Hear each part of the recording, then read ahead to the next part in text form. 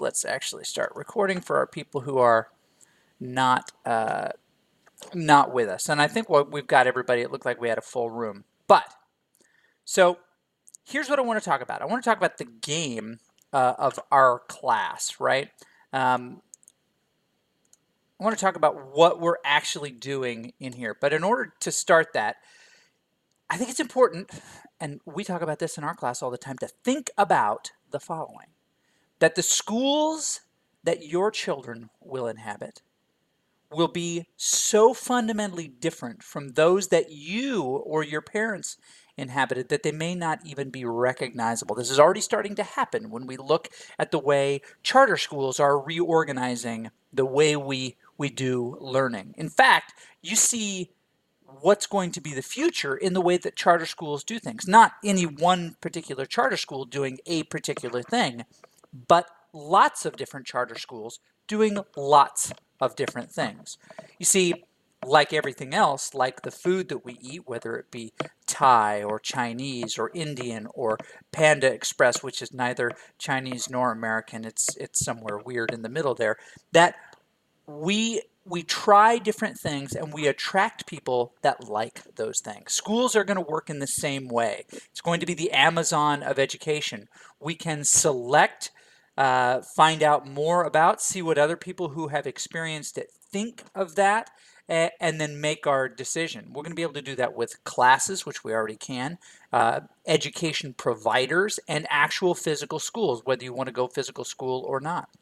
Here in Idaho, where we are, there are so many different types of charter schools that you can focus specific on medical professional, right? That would not be a charter school ideal for everybody. You can go strictly online.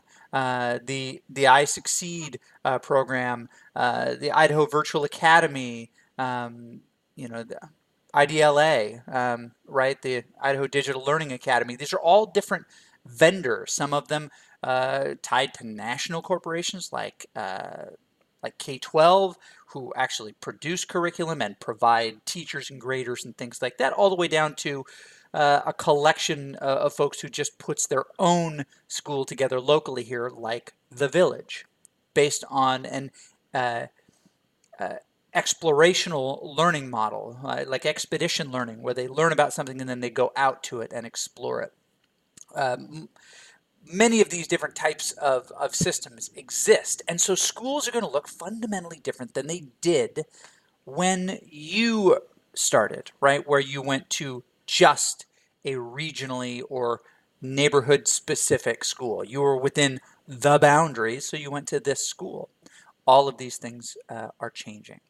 So lots of different things will change, but I think it's most important that we talk about this idea first, right? And I assume, I'm just going to double check, that you can see.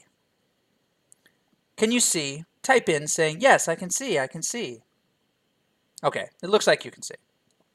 So let's talk about the game of school, right? We all try to figure out what it takes to win class from the moment we walk in, especially at the university level. You're getting pretty good at this, right? We try to figure out what it takes to win from the moment we walk in, the way we prepare or act, interact, right? The way we study for a class, the way we talk to other students. Even the teacher is built on the assumptions that we make about the winning condition of a class. It's already a game from the moment we walk in. Now, great teachers, I believe, know this about the game, and they try to slant it in favor of learning from the very start. And whether that is by the relationships they make, the way they organize things, good teachers do this. But we all ask that natural question, what do I need to do to be successful? And here's where we diverge, because success to a teacher or to an administrator is different to a student and from student to student. What is success in a class? Is success just getting enough of a grade so that you pass it and don't have to take it again? Or is it getting the highest grade possible to maintain your ideal perfect GPA? Or is it getting just a good enough grade in it so that you can qualify for your sport or your scholarship? My guess is that's the spectrum. But we all ask that question. Okay, so what do I have to do to get out of it what I want, right? This is still the school game. Now, we try to coerce you into doing what we ask, to learning what we want. We give you pop quizzes. We give you tests and other inauthentic forms of measurement. We make you write papers. When's the last time you had to write a paper for work or for anything else in your life? It's a very coercive measure. We try to make you do things so that you'll engage in the curriculum inauthentically. And if you do poorly on those things, we punish you. And we gradually chip away at your success with, honestly, C's, D's, and F's until mathematically it's impossible for you to be successful, right? That's the game. We start with a really high score and we just keep chipping away at it until mathematically you can't be successful, either by our standard or yours. Now, a lot of people think this is the stupidest game in the world. Many others think of it as incredibly random, like, well, this class just isn't for me. I can't be successful. And it's stupid. People hate it. They push back from it, and they think it's the stupidest game. This is the game of school. This is the game of school that we already play. Classes that are designed with maximum points at the beginning. We chip away at your success. We coerce you into doing things that you just don't want to do, but you need the grade to move on. And it's not a very well-designed game. So when we talk about game-based learning, let's never forget we start with a broken game. It's the monopoly of games, so to speak, right? That once you get behind the 8 ball, it takes a lot of luck and some cheating from the banker for you to get better. So here's what we're offering in our class. We're going to have a class with no homework, a class with no due dates. You're going to have a lot of student choice. You're going to be able to do what you want. We're going to do a lot of playing, and we're just going to do a better job of tracking what's going on. Do you think that'll work? Probably not. You probably don't think that'll work. Well, I'll tell you, it's been working pretty effectively for 7 years. Let me break down what these different things are. First of all, homework and your ability to complete homework does not do a good job of assessing really what you know and what you're able to do. And here's why. Because we've basically taken something that is curricular and given to you within the confines of a curricular environment, and we say, now take that out of a curricular environment and do your best with it. Good luck, right? Some of you might go, yay, that's really exciting. And for some, it is, because we can, I think, pretty readily identify that when you have a supportive system, a system that supports you academically, and that system is filled with human resources, often it's filled with digital or technology resources, and it's filled with an abundance of the resource of time, right? That people who have those things do well on homework. Those who do not struggle. And the difference between those who have and those who have not, and I mean success in school, can often be very easily traced back to the environment in which we ask them to behave with their curriculum. So homework is flawed. It doesn't do what we think that it should do. Now, for many of you who juggle school and work and family and relationships and church and sports and your side projects, it makes it impossible for homework maybe to take the precedence that it needs to. Now, originally we would say, well, that's one of the reasons you go to school, to learn how to do these things. Well, that's easy in a model where we can kick people out who we don't think are learning, who we can eliminate people. But that's not the way schools work anymore. We're asked to elevate, to raise all boats. So this idea doesn't work as well, right? Homework can feel evil because we're saying, take this away from here and work on it away from here. Due dates are the other thing that I mentioned, right? So back to this idea of homework. Homework is not effective if it ultimately serves as a punishment. I don't know what your home life is like. I don't know what your work situation, your relationship situation is, but I do know that this semester, one or more of you is going to have a family tragedy. Probably one or more of you is going to have a serious relationship change, probably more than one. And those things happen, and they derail what happens in school. So the other one is due dates. Due dates, right? This idea that that a due date will make something, happen when it's supposed to. Sorry, is a fallacy. So I'm going to ask this in the chat right now.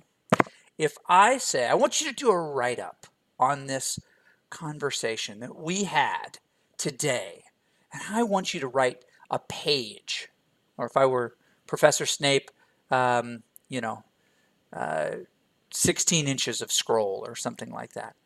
Uh, and I want you to write about this. And I want it on Monday. Honestly, when are you going to work on it?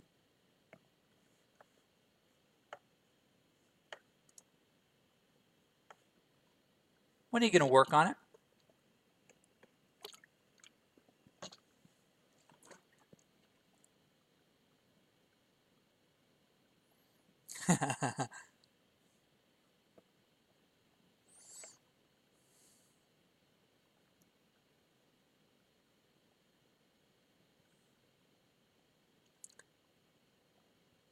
Remy, excellent. You win life. Well, maybe because you've got the time to do it. I love it. Okay, you guys are kicking butt. But the truth is, and this is not a criticism of you. This is not an indictment of your ability to be successful in school. You know what it does? It tells us that you're actually a pretty good time manager. Because you know what's more important than this paper that's not due until Monday? Dinner, work, time with friends, following through on those commitments, other things that that I don't know about. It might even be at least 2 hours on Battlefield 1. Again, I'm not judging which one of those things takes more precedent. Those are all things you've chosen to fill your life with. But the thing I give you and tell you is due on Monday is not important until it becomes important.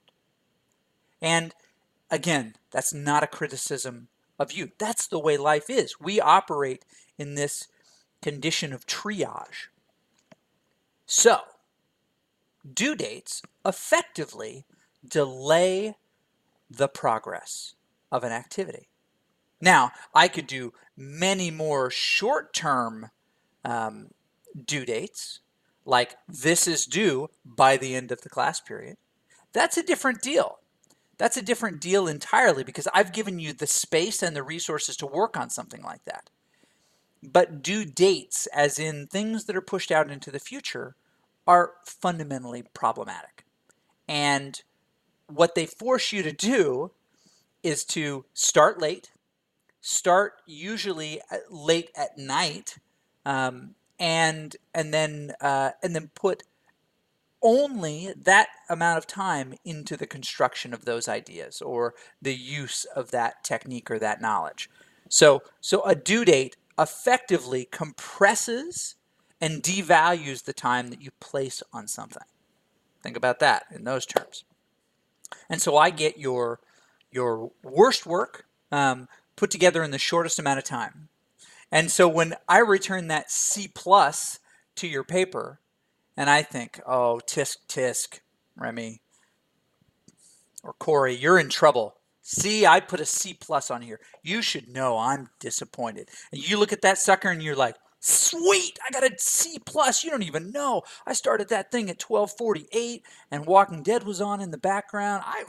Yeah, that's awesome, right? We have a difference of opinion on what that actually became. Okay. The last one of these things, we talked about no homework. We talked about no due dates. And we talk about now a class where you have choice. What's choice really about? So everything in our life is And a lot of people, by the way, would criticize that, oh, if you give students choice, they're just going to choose the easiest thing. Well, yeah. Yeah, that's kind of the point. Now, easy leads to hard, simple leads to complex, but follow me here. So everything in our life is built on this concept of schema. All of our memory is built on schema. You started at your new job and you knew nothing.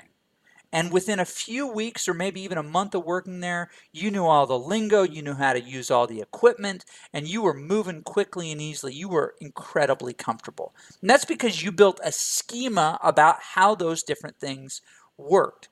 We all have schema from the different experiences that we had, some stronger than others. Here we have an example of the things that we are and the things that we know about.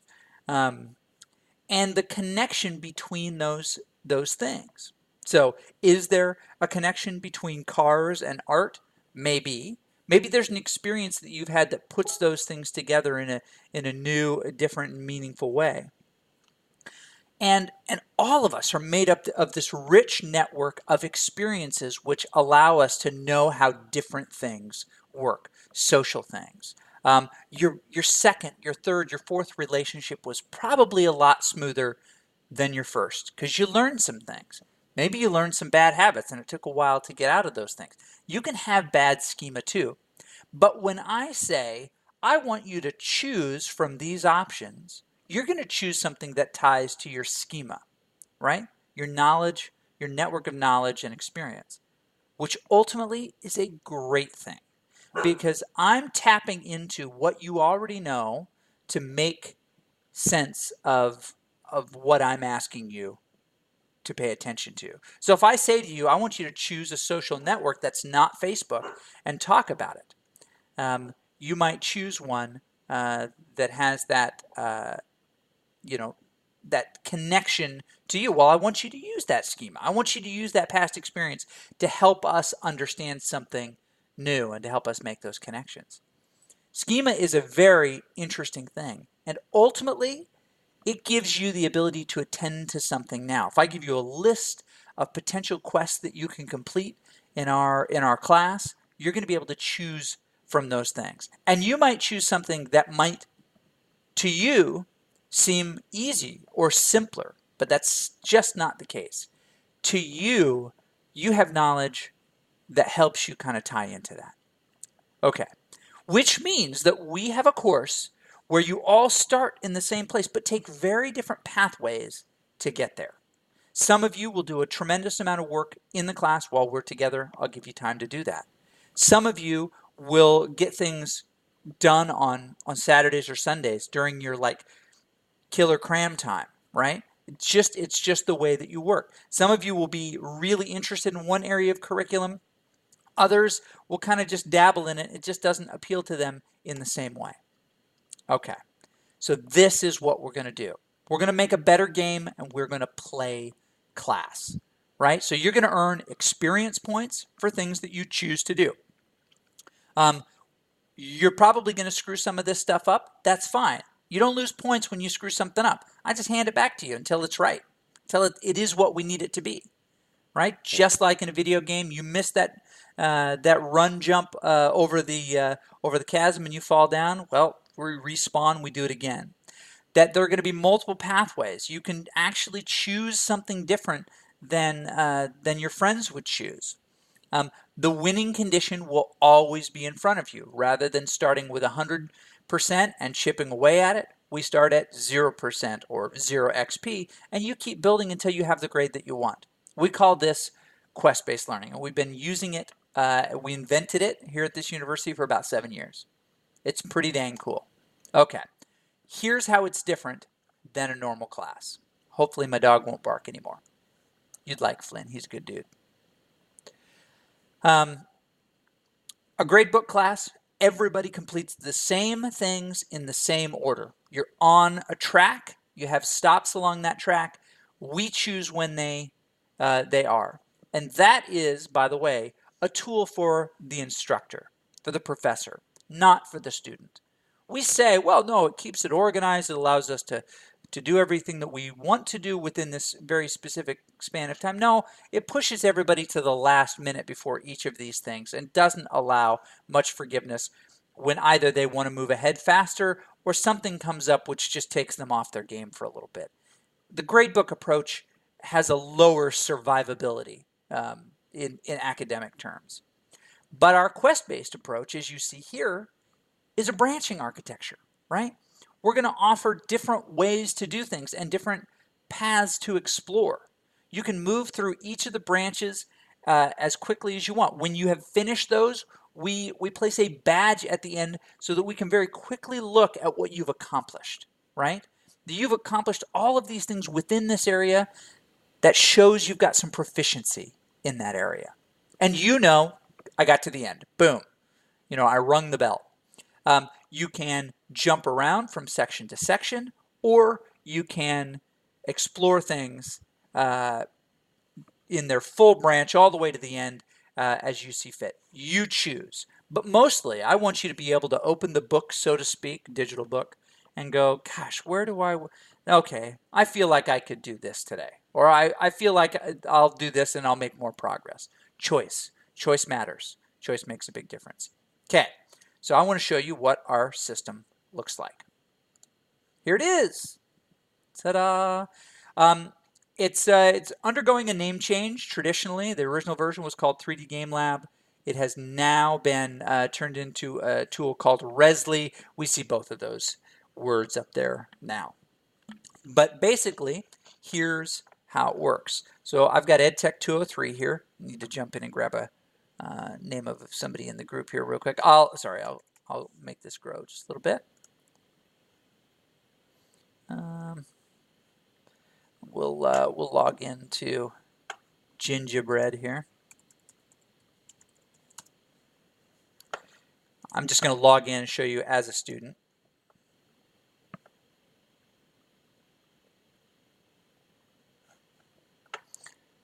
And what you will see are quests. Quests that are available to you, that you can select from at any time. So, well, what is this? What is gamer culture? Heroes of the Dorm. Well, I'll click on Start Quest and find out. This is a quest about esports and the development of esports with a video about the rise of college esports, Heroes of the Dorm. It's about a Heroes of the Storm college competition and what the winners get. So this is a quest. It tells you what to do. Once you've watched this video, create a short reflection, video reflection, talk about your experience for a couple minutes. What surprised you? What excited you? What frustrated you? Answer any of those questions. Or search the internet for esports tournaments that interest you. Try to find someone you know, chat about it, such things. That is a quest. I'm going to go back to my regular quest. Immediately, seeing that quest, I moved from my available to my in progress. You notice I've got tabs here. Available, in progress, and this person completed. Animoto, 2 comments. So this is the way the system works. You can always see what's available. Now, it's not a very good indication right here. I picked somebody who recently joined this group and who hadn't completed very much, so we could see kind of what it looks like at the beginning. There are the details about the final project, which won't be available to you right away. Let's take a look at memes intro. So I'm going to start this quest. What is a meme, right? Here's some examples of memes, modern meme examples. Now, this is a reader, and then here's a presentation kind of showing you about the presentation that you're going to create. This is the introduction to this whole concept of memes and memetics.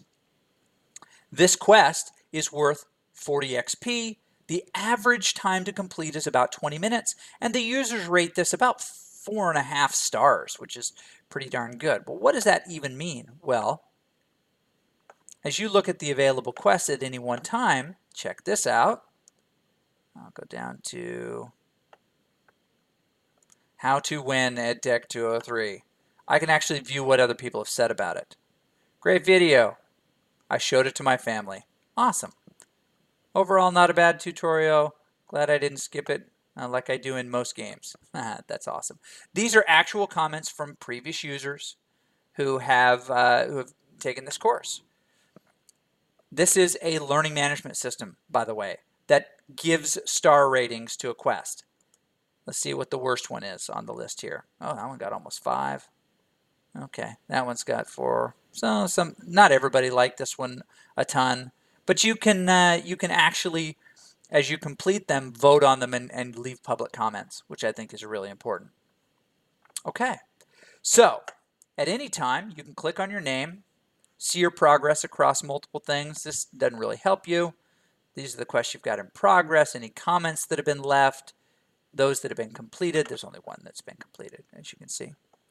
At any time, you can take a look at the group. Everybody, you'll notice, veiled by gamer tags. But you can always see where you stand, so to speak. And there are very specific rewards, badges, and achievements available. Well, what is Action Gamer? It's an achievement for earning all 5 of these.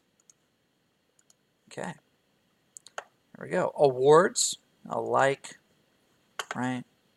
Somebody would give you this. This person doesn't have any awards. There's even discussion within. We have no discussion topics right now, and of course announcements that are listed. Okay.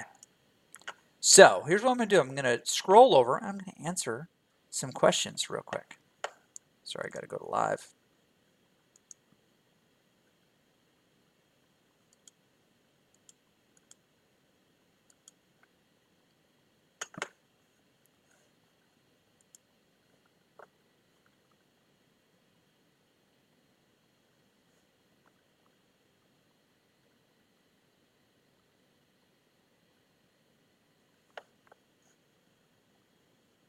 There we go.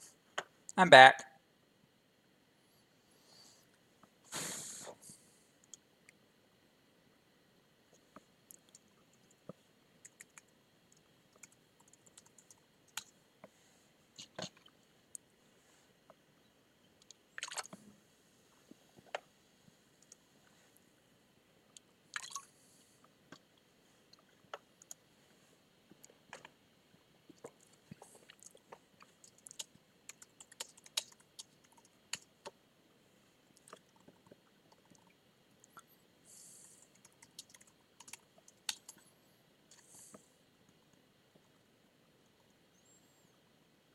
How about that? Yeah, that's basically it. I send you an email. It just gives you, well, you've seen what the site looks like, gives you the link and just lets you start working.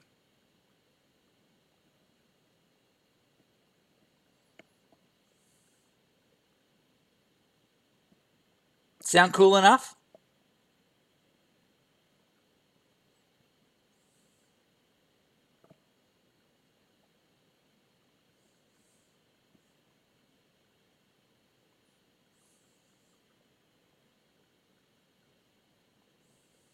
Yeah, so that is a good question. Let me jump into that. How many badges do we have to do? Okay, so I have toyed with the idea of having 2,000 experience points, which is the way it has been. I need to recalculate that and make sure that that is an accurate and appropriate number. That 2,000 XP. I mean, that's the way the syllabus is written. We may just have to reconfigure some of the quests because, as always happens, you find something like, oh, Heroes of the Dorm. Let's put that in there. Well, you add 50 points to something like that, which takes an hour to watch, which you should be able to do, and then it kind of throws other things out of balance. So you may not get to some other part of the curriculum if you level up too quickly. So typically, I like to see people earn at least 4 badges now you don't see the fifth one here right now. I need to figure out why that one is not showing. So, you know, like 2,000 points and 3 or 4 completed badges. Let me recalculate that and I'll send it to you in the email. No, I didn't send it to you yet.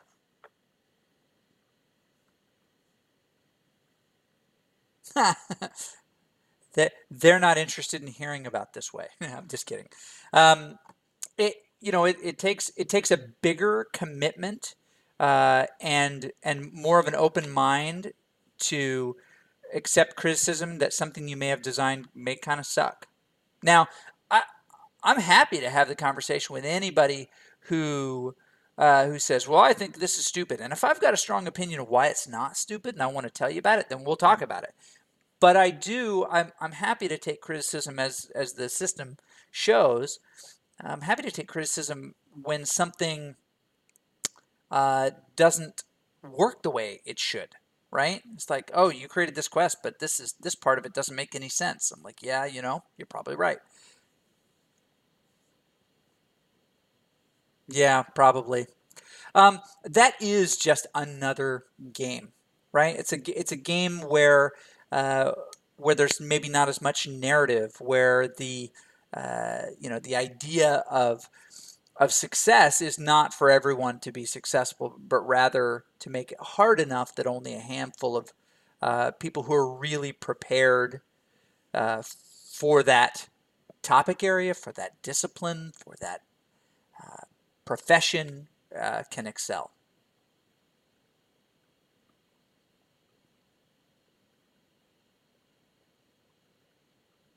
Okay, so here's the plan moving forward.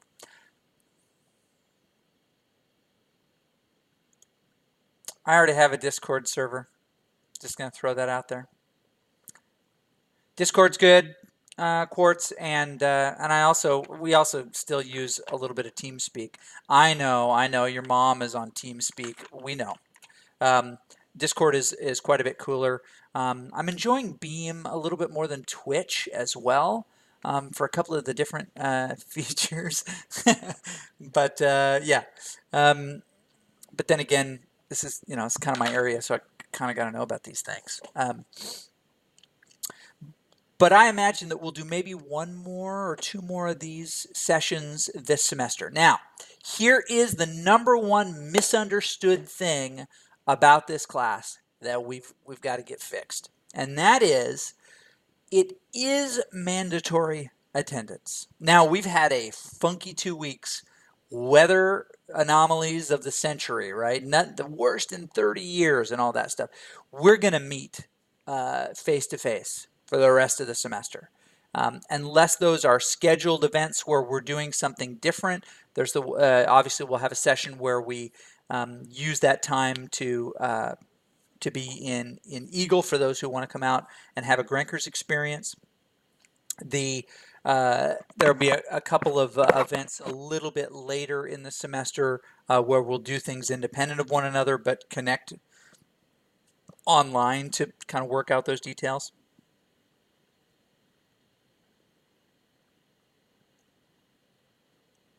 Right. Okay. So what we'll do is I'll publish a calendar that makes sense to that. But we're going to meet every week, twice every week, as we move forward. And so what I typically do is we just start calculating those absences when they come up. And I'm bound, there it is right there. This is what it would look like. You don't want this. Where's the image? There it is. It's a pink skull. So it should warn you this could be serious, but it's pink, so that's cool. But I'll start charting absences in the system. Once we get to 3, we've got to use the college policy, College of Ed policy, for 3 absences or more as a letter grade deduction. So just don't miss. Don't miss. If something crazy comes up, then we can prearrange a way for you to attend class in your absence. But it can't be just a, oh, by the way, I missed on Monday, so can I attend the other way? No, we've got to like set it up in advance, kind of a deal. And there are different clever ways to do that. You know, Beam can even be one of those things. So, or some other thing. I'll just Facebook Live it to you. Not really. Although, I don't think we'd be the first in the world to do it, but we were one of the first in the world to ever use Ustream for a class. You guys remember Ustream? The good old days. Ustream. Okay. So that's what I got for you. So prepare in the next 15 minutes to receive an email from me and to create your account. Okay, so here's what we'll do. Quartz, Glitter, we will cut this right now. And thank you for hanging out, for attending, and we will plan on meeting as planned on Monday. Now, before we do that, we'll check out the Boise weather. We'll look at the 10, where's our 10-day? There's our 10-day forecast.